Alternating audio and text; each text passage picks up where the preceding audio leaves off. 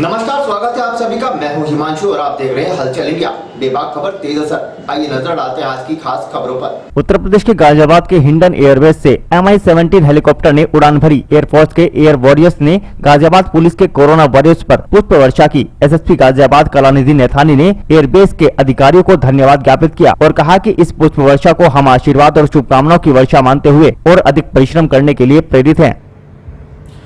गाजियाबाद जनपद में आज हिंडन एयरबेस से MI-17 हेलीकॉप्टर ने उड़ान भरी और थाना साहिबाबाद पर लगभग समय 11:50 पर पुष्प वर्षा की है। एयरफोर्स के एयर वॉरियर्स द्वारा जो गाजियाबाद पुलिस के कोरोना वॉरियर्स पर ये जो वर्षा की गई है, इसके लिए मैं वहाँ के अधिकारियों को और वहाँ के कर्मचारियों को धन्यवाद ज्ञापित करता हूँ। और ये जो पुष्प वर्षा है, इसको हम शुभकामनाएं और आशीर्वाद दोनों मानते हुए भविष्य में और अधिक मेहनत करने के लिए प्रेरित हुए हैं। और मैं पुनः एक बार फिर से गाजियाबाद पुलिस की तरफ से हमारे एयरफोर्स के समस्त एयर वॉरियर्स को धन्यवाद ज्ञापित करता हूं। धन्यवाद। जय हिंद।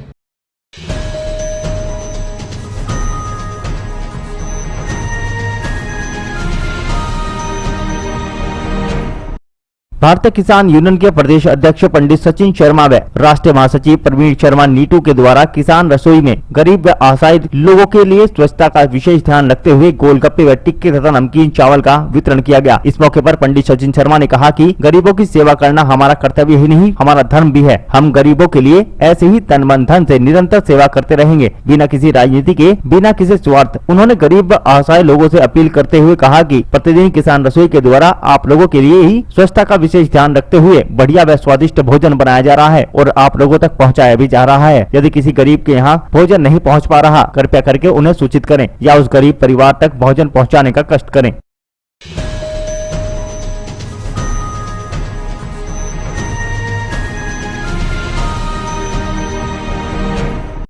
उत्तर प्रदेश के गाजियाबाद में श्री साईं सेवा समिति चैरिटेबल ट्रस्ट के तत्वावधान एवं महंत विजयगिरी जी के द्वारा प्रतिदिन श्री साईं हनुमान मंदिर, बाग भटियारी, चौधरी मोड़ से वैश्विक महामारी कोरोना के संक्रमण के चलते किसी न किसी कॉलोनी में जरूरतमंद परिवारों में खाद्य सामग्री व मास्क सैनिटाइजर का प्रयोग करते हुए जरूरतमंद परिवारों को राशन वितरण किया जा रहा है। महंत विजयगिरी जी महाराज ने कहा कि जरूरतमंदों को सभी प्रकार की सेवा मिल रही है, लेकिन बेजुबान जानवर पक्षी किससे मांगे, इसलिए पक्षियों को दाना, बंदरों को केला और सड़क का विचरण करने वाले गाय व बिजार को हरा चारा और शाम को चाय सेवा चल रही है। संस्था हर संभव किसी भी परिवार को किसी भी प्रकार की दिक्कत नहीं होने देगी और जरूरतमंद लोगों को घर घर जाकर खाद्य सामग्री इनके घर घर जाकर वितरण करती है।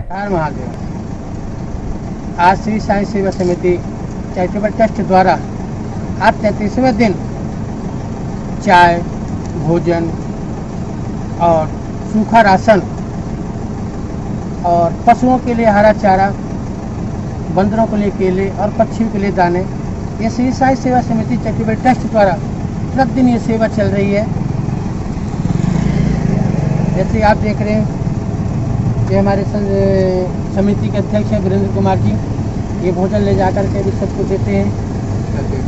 और हमारे मुकेश जी और गोपाल भाई, सीतू भाई, ये सब सुबह से आकर के 7 बजे से लेकर के रात को 10 बजे तक जाते हैं। ये हमारी सेवा संस्था द्वारा चलती है।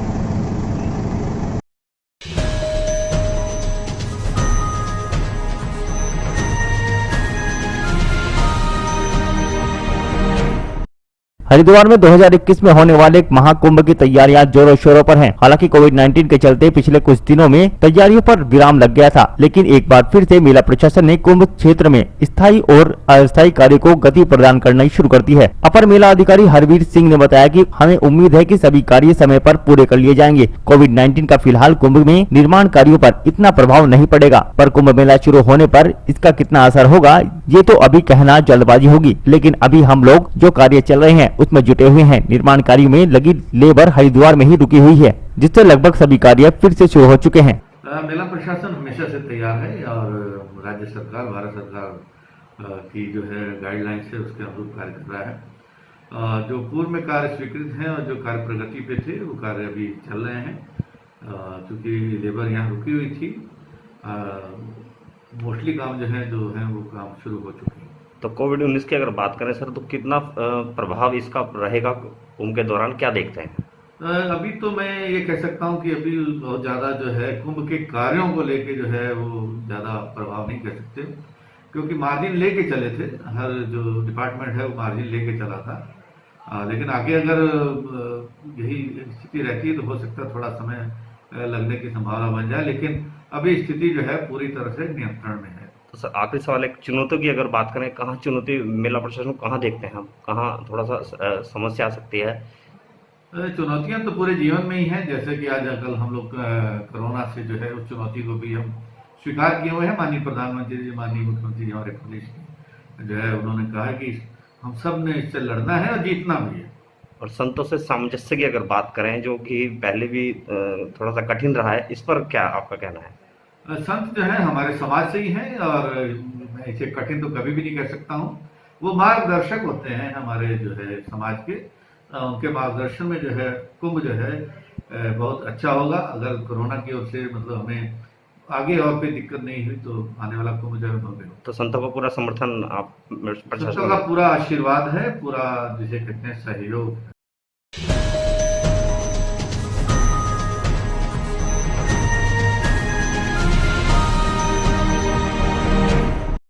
बरेली में जब लोगों ने सुबह शराब का ठेका खुला हुआ देखा तो लोग लंबी लाइन लगाकर शराब लेने के लिए उमड़ पड़े। वहीं सोशल डिस्टेंसिंग का पालन करते हुए भी नजर आए और कुछ लोगों ने मास्क भी लगाया हुआ था। जब हमारे कैमरामैन को देखकर कैमरे के सामने लोगों ने अपने चेहरे पर मास्क लगाए और वहीं कुछ लोगों ने इस पर बिल्कुल भी ध्यान नहीं दिया। वहीं लोगों ने भारी मात्रा में शराब की बोतलें खरीदनी शुरू कर दी और अपने घर की ओर निकल पड़े। वहीं देखा जाए तो सरकार ने बरेली को रेड जोन घोषित किया है। वहीं दूसरी तरफ देखा जाए तो सरकार ने शराब की दुकानें खोलकर लोगों का रेड जोन से ध्यान हटा दिया है।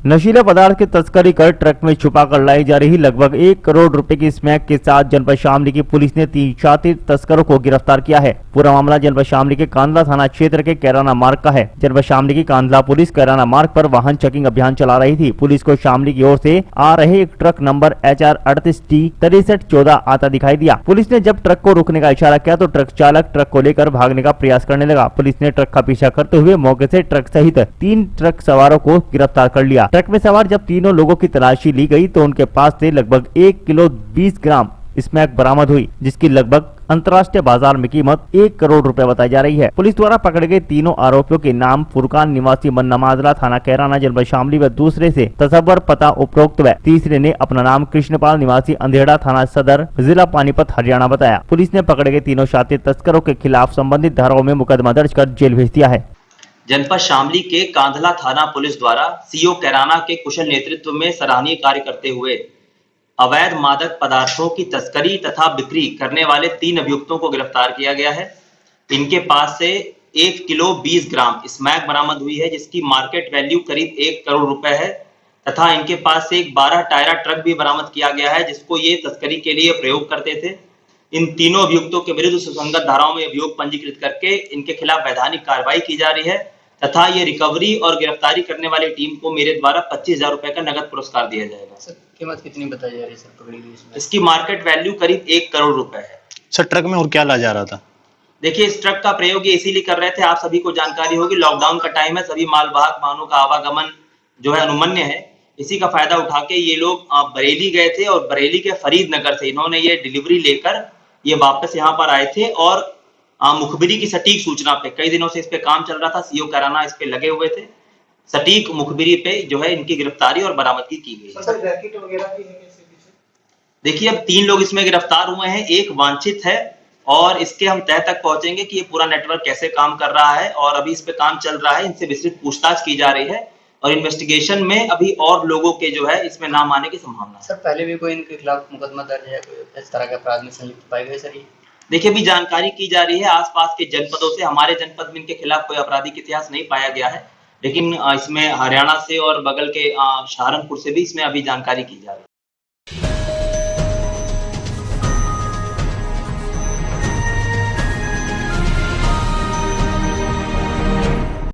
शामली के थाना भवन में पुलिस ने 15 जमातियों को गिरफ्तार कर जेल भेज दिया है। इन सभी के खिलाफ थाना भवन में एक माह पहले टूरिस्ट वीजा उल्लंघन सहित विभिन्न धाराओं में मुकदमे दर्ज किए गए थे, जिसके बाद इन सभी जमातियों को शामली जिले में ही क्वारंटाइन पर रखा गया था। आज क्वारंटाइन की समयावधि समाप्त होने पर इन्हें जेल भेज दिया गया। थाना भवन पुलिस द्वारा करीब एक माह पूर्व दर्ज मुकदमे में विवेचनात्मक कार्रवाई करते हुए तबलीगी जमात के 12 विदेशी सदस्यों सहित कुल 15 लोगों को गिरफ्तार किया गया था। इनमें विदेशी अधिनियम व महामारी अधिनियम की सुसंगत धाराओं में थाना भवन पर पंजीकृत किया गया था। थाना भवन के गांव इस्लामपुर भैसानी में 15 लोगों की जमात गांव की मक्का मस्जिद में आकर रुकी थी। जमात के लोगों द्वारा स्थानीय पुलिस एवं जनपद की अभिसूचना इकाई को अपने आगमन की सूचना नहीं दी गई थी। तबलीगी जमात के 12 बांग्लादेशी सदस्य टूरिस्ट वीजा पर आए थे और परंतु वीजा नियमों का उल्लंघन कर धर्म का प्रचार प्रसार कर रहे थे। थाना भवन पुलिस द्वारा विवेचनात्मक कार्रवाई करते हुए आज क्वारंटाइन अवधि पूर्ण होने पर 15 अभियुक्तों को गिरफ्तार कर न्यायालय के समक्ष पेश किया गया। शामली के थाना भवन में 1 अप्रैल 2020 को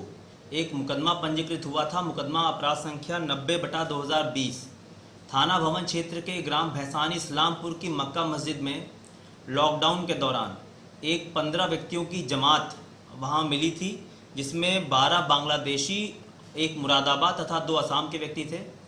इन लोगों के द्वारा स्थानीय पुलिस तथा LIU को अपने आगमन के संबंध में कोई सूचना नहीं दी गई थी तथा टूरिस्ट वीज़ा पर ये आए थे और उसका उल्लंघन करते हुए धर्म का प्रचार प्रसार कर रहे थे।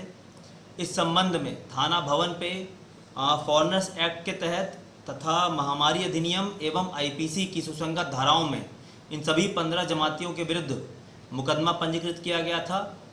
आज क्वारंटाइन अवधि समाप्त होने के उपरांत विवेचना के क्रम में इन सभी की गिरफ्तारी कर इन्हें माननीय न्यायालय के समक्ष पेश किया गया, जहां से माननीय न्यायालय के आदेशानुसार इन सभी को जेल भेजा जा रहा है।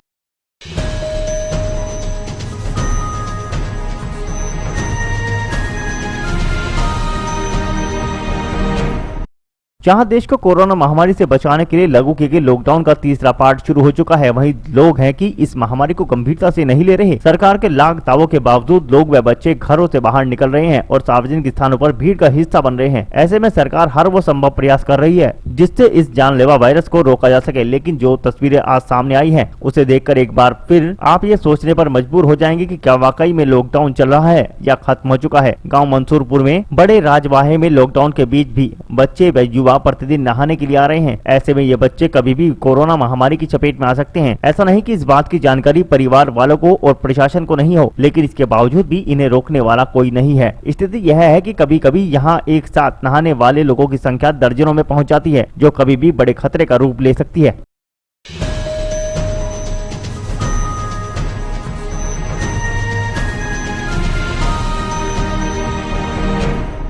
एक तरफ देश कोरोना वायरस की महामारी से लड़ रहा है तो दूसरी तरफ प्रयागराज में हत्याओं का सिलसिला जारी है। मामला प्रयागराज का है, जहां एक युवक की सिर काट कर निर्मम तरीके से हत्या कर दी जाती है और आरोपी फरार हो जाते हैं। आपको बता दिए, प्रयागराज के खीरी थाना क्षेत्र के सलैया पहाड़ी इलाके में सत्येंद्र शुक्ला नाम के युवक की सर काट कर निर्मम तरीके से हत्या कर दी गई। सत्येंद्र पेशे से रोजगार सेवक था और घर में ईंट भट्टे का कारोबार भी होता है, जिसकी वजह से माना यह जा रहा है कि किसी पुरानी रंजिश के चलते सत्येंद्र को मौत के घाट उतार दिया गया। परिजनों को देर रात जानकारी हुई कि सत्येंद्र की किसी ने हत्या कर दी है। परिजनों में कोहराम मच गया। मौके पर पहुंची पुलिस ने शव को कब्जे में लेकर पोस्टमार्टम के लिए भिजवा दिया है।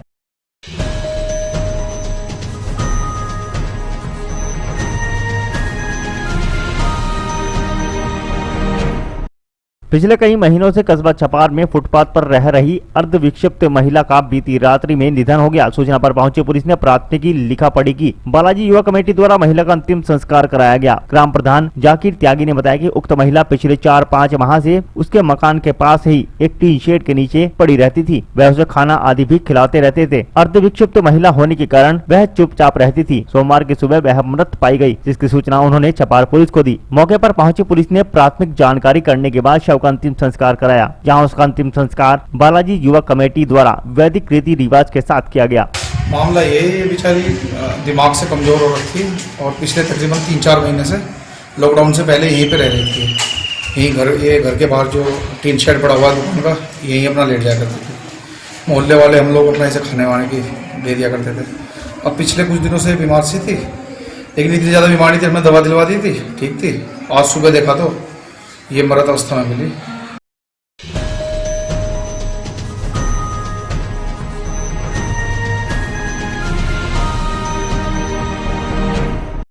मुजफ्फरनगर में जिलाधिकारी आदेशों की अवहेलना करते हुए आवंटन निरस्त हुए तालाब पर दबंगई दिखाकर कब्जा करते लोगों को पुलिस ने वहां से भगा दिया। छपार क्षेत्र के गांव छपरा में 27 बीघे का तालाब है जो छपरा निवासी प्रहलाद कश्यप के नाम लगभग 2 साल पूर्व आवंटित किया गया था। आरोप है कि आवंटन के कुछ समय बाद ही मत्स्य जीवी सहकारी समिति खुड्डा के अध्यक्ष सतपाल व सचिव मेहताब ने नियम विरुद्ध सेटिंग कर अपने नाम आवंटित करा लिया था। प्रहलाद का आरोप है कि 30 बीघा से ऊपर तालाब ही समिति को आवंटित किया जा सकता है। इस प्रकरण की शिकायत प्रहलाद ने जिला अधिकारी मुजफ्फरनगर को भी की थी। यहाँ पूरा मामला सुनने के बाद जिला अधिकारी मुजफ्फरनगर ने तालाब का आवंटन निरस्त करते हुए उप जिलाधिकारी सदर को तालाब को दोबारा आवंटित करने के आदेश दिए थे। इस आदेश के बाद सतपाल ने अपर आयुक्त प्रशासन सहारनपुर से न्यायालय में अपील की थी कि न्यायालय में सुनवाई करते हुए 29 अप्रैल 2020 की तारीख तय की थी, परंतु लॉकडाउन के चलते सुनवाई नहीं हो सकी तथा वर्तमान में यह तालाब निरस्त चल रहा है। फिर भी सतपाल तथा समिति सचिव मेहताब ने अपनी दबंगई दिखाते हुए कुछ मजदूरों को भेजकर तालाब की सफाई के नाम पर कब्जा करने का प्रयास किया, जिसकी सूचना प्रहलाद ने डायल 112 पर कर दी। मौके पर पहुंची पुलिस ने उपरोक्त सभी लोगों को नए आदेशों तक तालाब पर कोई भी काम करने की हिदायत देकर मौके से खदेड़ दिया। मामला इस पर समिति को चला गया, आज ही डीएम साहब ने अरेस्ट कर दिया था जो मुजफ्फरनगर ने, और फिर ये सहारनपुर अपील हो गया था जी। किस बेस पे अरेस्ट किया है जी? वो रकबा पूरा नहीं है। कितना रकबा होना चाहिए समिति को? समिति को रकबा 30 बीघे से ऊपर होना चाहिए जी। अच्छा। और ये रकबा है जी 27 बीघे का, तो इस बेस पे डीएम साहब ने यो निरस्त कर दिया। उसके बाद फिर भी इसमें कार्रवाई कर रहे हैं अपना। दूसरा पक्ष कौन है? दूसरा पक्ष है सतपाल खुड्डा। क्या है ये अध्यक्ष है समिति का। तो फिर कमिश्नर के आए अपील करी? अभी वहाँ 29 अप्रैल लगी हुई थी जी। अच्छा, फिर लॉकडाउन के चलते कुछ कुछ नहीं हुआ। तो अब ये लोग इसमें दादागिरी दिखाते हुए जो है दादागिरी दिखाते हुए इसकी साफ सफाई कर रहे हैं जी। कौन कौन लोग हैं उसमें? एक तो मेहताब है जी, सतपाल है, और बाकी इनके जो साथी हैं पार्टनर बहुत हैं। दबंगे दिखा रहे हैं लोग, दबंगे दिखा रहे हैं। आपने किसी पुलिस को सूचना दी? पुलिस को सूचना दी थी, उन्होंने भी नहीं लिखवा के ये काम नहीं करने के और फिर यहाँ आके इसमें सफाई करने में लगे। आप क्या चाहते हैं? हम तो ये चाहते हैं कि वैसा कैसे ही पड़ा रहा है जैसा है, जिसके हक मजा उसे मिल जाए।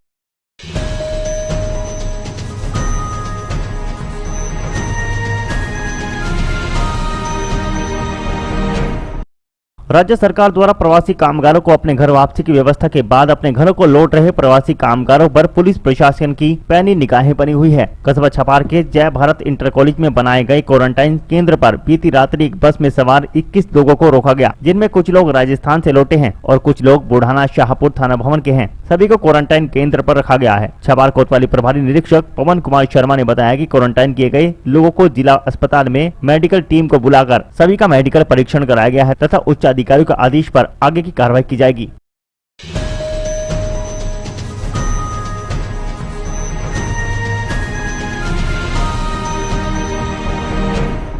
आज के बुलेटिन में इतना ही। कल फिर होंगे हाजिर कुछ नई और ताजा खबरों के साथ। देखते रहिए हलचल इंडिया, बेबाक खबर तेज असर।